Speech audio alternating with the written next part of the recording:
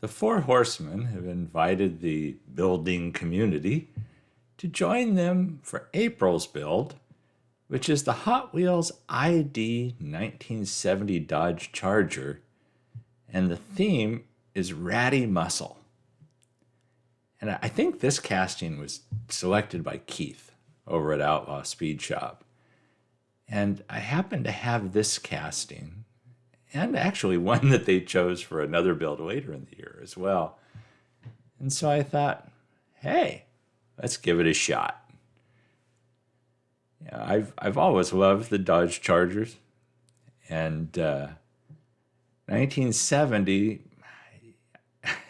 Let's just say there were a few of these running around when I was in high school, so I vividly remember this car.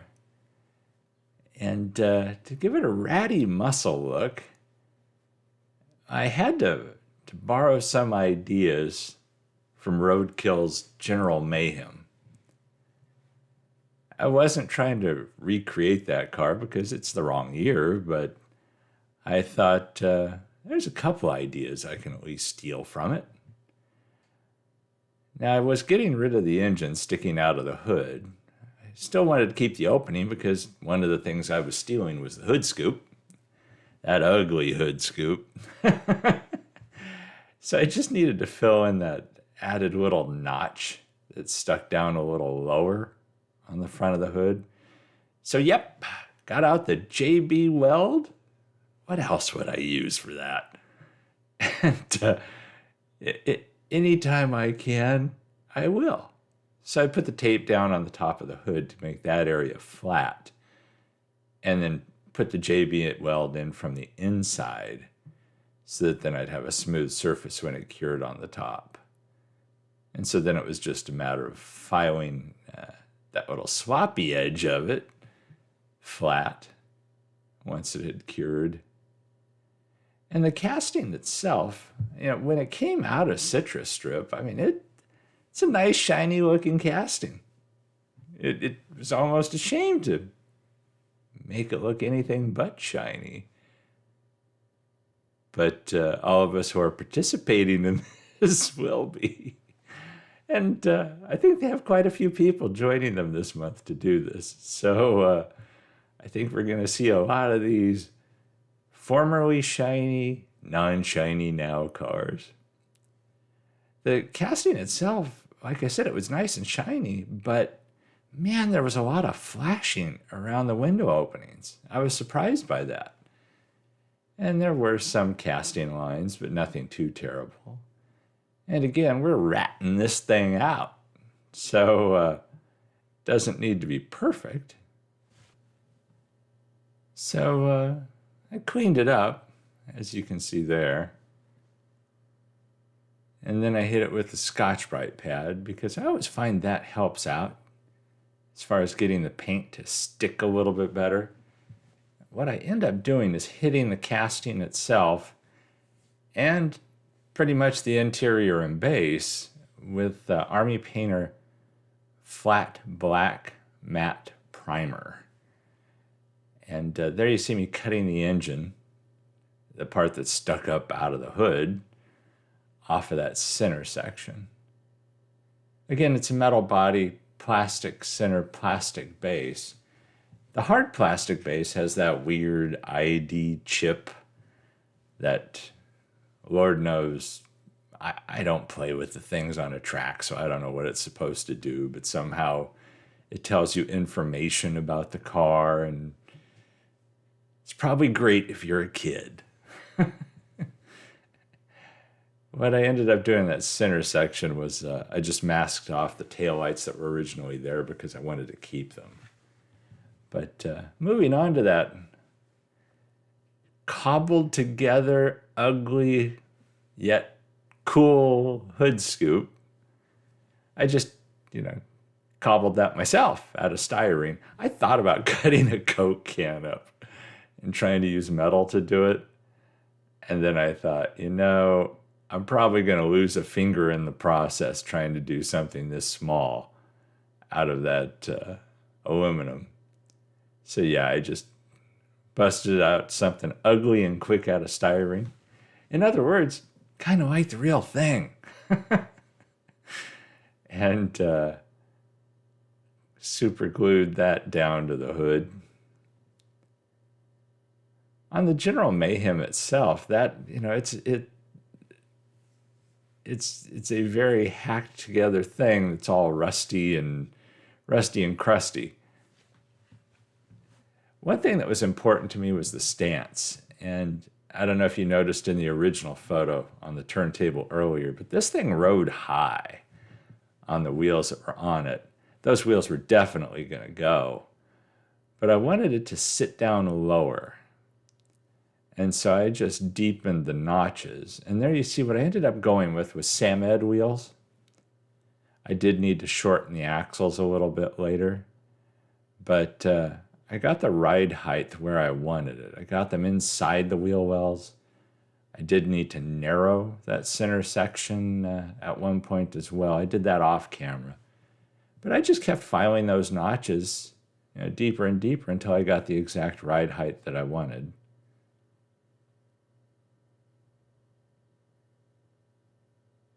The Samed wheels, they're a gloss black, and I do end up putting a matte varnish over those wheels just to deaden it a little bit. Again, trying to go with the ratty look.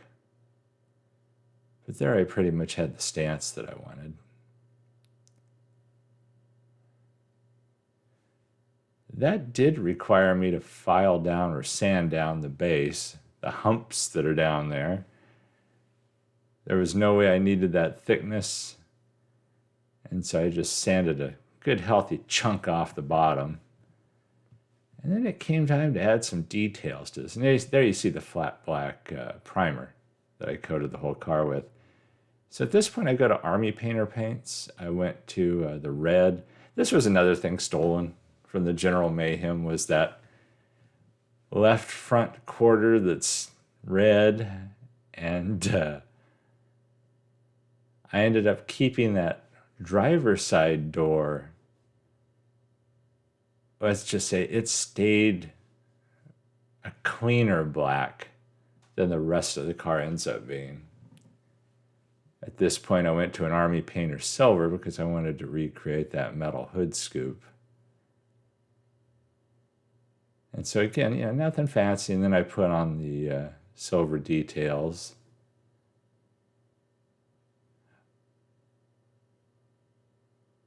And this AK Interactive Matte Varnish is coming in really handy. And this was one of my first attempts using it. I ended up going over the entire casting with it. I wanted to have this down to keep what I had already done sealed and then to let me add to it. And so I do, like I said, I go over the entire casting with this. And it gives it a nice matte finish before I start adding some of the other effects. I ended up, here you see me using AK's Rust Wash, and I do some other rust effects on that hood scoop. But about the matte varnish, one thing I do off camera is, you see me use gauzy a lot of times. Well, in this case, I coated the glass.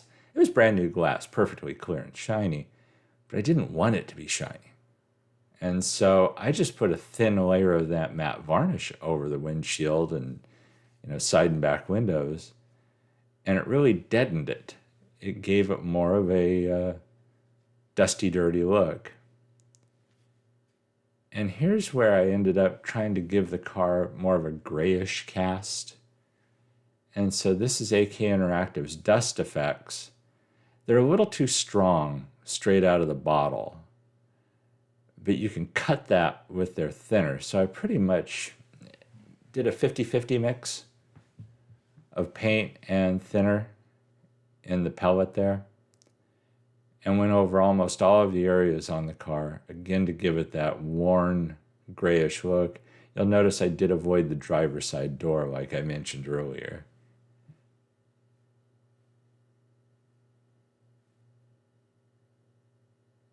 I do like the effect that this gives. I don't know that I pulled it off well, and you'll have to be the judge of that. I don't know that I pulled it off well on this one, but I learned a lot from this. And again, that's kind of what it's all about. And then I had put another coat of the matte varnish over it prior to this to seal in again what was there. A thin fast layer, and then, yep, Citadel Nuln Oil. And I went over everything on the car with a very thin layer of Nuln Oil. Again, to just kind of mute the colors a little bit.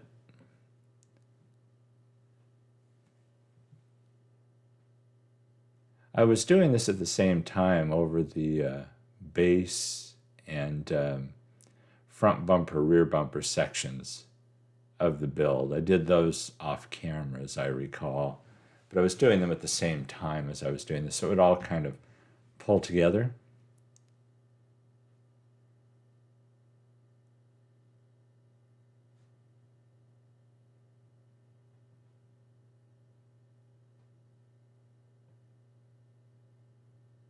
On the hood scoop, I did want it to look rusty. That was really the only part of the car that I wanted to look rusty. And thinking back to the General Mayhem parts that I was trying to steal, that was one, was that hood scoop was rusty. Well, really the rest of the vehicle, I didn't want to rust out. I wanted it to be a reasonably well maintained or in construction rat rod. And all that's really rusting on it is that damn hood scoop. And, you know, they're going to swap that thing out for something better looking at some point. But for now, that's all they have.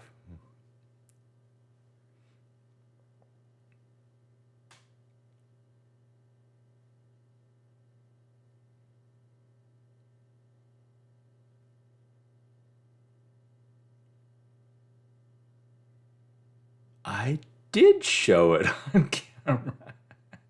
Maybe. I was thinking about it at that point. I did go over it with the matte varnish. I don't know why I did this, because you can barely see it, but I thought, okay, let me put the markers on the side. And so I did use the Tamiya clear reds and clear oranges, and you can see those tiny little shiny spots. I didn't put silver behind them intentionally because I didn't want it to stand out too much. But yeah, stupidly I did it. I even put like a slight fuel leakage effect up around the gas cap before I was finished.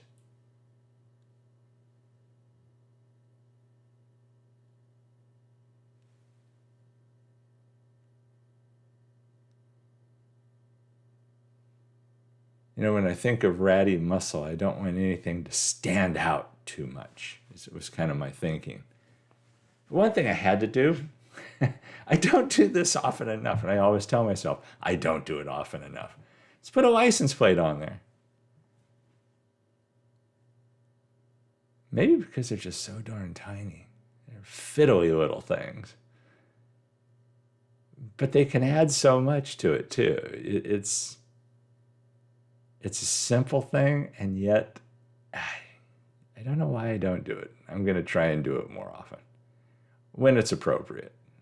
You know, obviously, there's some cars that, like if you're doing a red line, you're not going to throw a license plate on a red line. But something like this, yeah. And I do have a little tiny decal sheet that I printed of California license plates. So now it's time to throw this thing together. I do want to thank the Four Horsemen for having this event. It's always a pleasure to take part in their builds. And I'm definitely looking forward to taking part in another one later on this year, because I do have, like I mentioned, it's the Roger Dodger casting that I have. And the other ID casting that they're doing this year, I happen to have that one as well. So I'm hoping to take part in that. Be sure and check out all of the channels for the Four Horsemen. I will put links to their channels down below in the description for this video. Check out all of the other builders that are participating. I know quite a few people that are, and it's going to be interesting. So there you have it. There's where we started. You know, it's one of those things where I kind of hated to tear this thing down, but at the same time, that's all I buy cars for, is to tear them apart. I don't collect anything like mint in package or anything like that. I collect some cars that other builders have built, but otherwise, heck, everything is fair game. I do like the stance I ended up with on this as well. That's pretty much the look I was going for. So I hope you like this. If you're looking for pretty, I'm sorry, this one isn't it.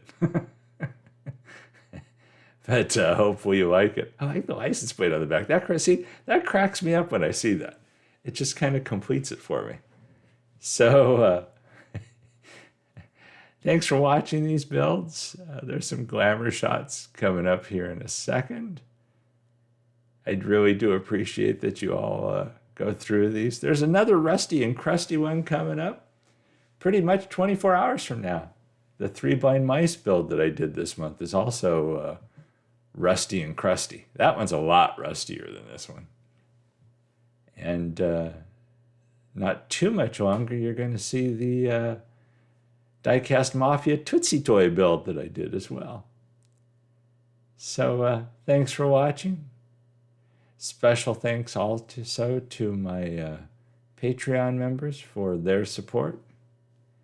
And everybody, stay safe and healthy out there. And I'll catch you in the next one.